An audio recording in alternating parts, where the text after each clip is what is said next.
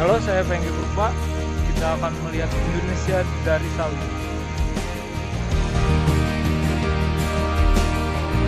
Saat ini, kelapa sawit Indonesia telah berkembang menjadi bagian yang paling penting di dunia.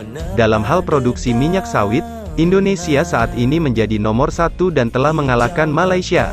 Dari 64 juta ton produksi sawit dunia, Indonesia menyumbang lebih dari setengahnya yaitu 35 juta ton. Indonesia menyumbang 54% dari produksi minyak sawit dunia. Kelapa sawit tidak hanya telah menjelma menjadi penyumbang paling penting devisa negara dari nilai ekspor yang terus meningkat, namun juga menjadi penggerak perekonomian wilayah, menyerap tenaga kerja dan mengentaskan kemiskinan di pedesaan.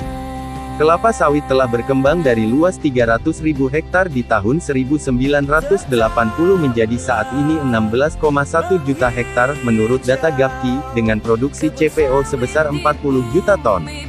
Perlu disampaikan bahwa pangsa perkebunan rakyat terus meningkat, dan saat ini telah menjadi 52% dari seluruh luas kebun. Luas total perkebunan rakyat diduga telah mencapai 9 juta hektar, bukan lagi 6 juta hektar sebagaimana sering diberitakan. Sementara, luas kebun kelapa sawit BUMN relatif sedikit yakni hanya 515 hektar. Keseluruhan kebun sawit tersebut telah mampu menyerap 4,2 juta orang tenaga kerja untuk sawit rakyat, namun secara keseluruhan adalah 8,2 juta orang. Sawit juga menjadi sumber penghidupan bagi 1,5 juta keluarga petani kecil. Secara ekonomi, sawit telah berperan sebagai kontributor ekonomi utama wilayah, dalam setidaknya 31 kabupaten dan kota di Indonesia.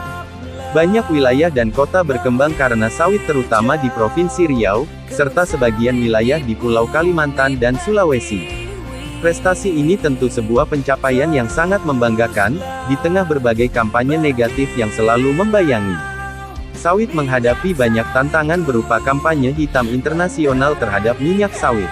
Isu ini mesti dimaknai secara lebih luas, karena sesungguhnya berada dalam tataran persaingan ekonomi minyak nabati global. Isu-isu lain yang sering mengemuka berkenaan pula dengan permasalahan gizi dan kesehatan, sosial dan pembangunan pedesaan, serta lingkungan dan aspek keberlanjutannya.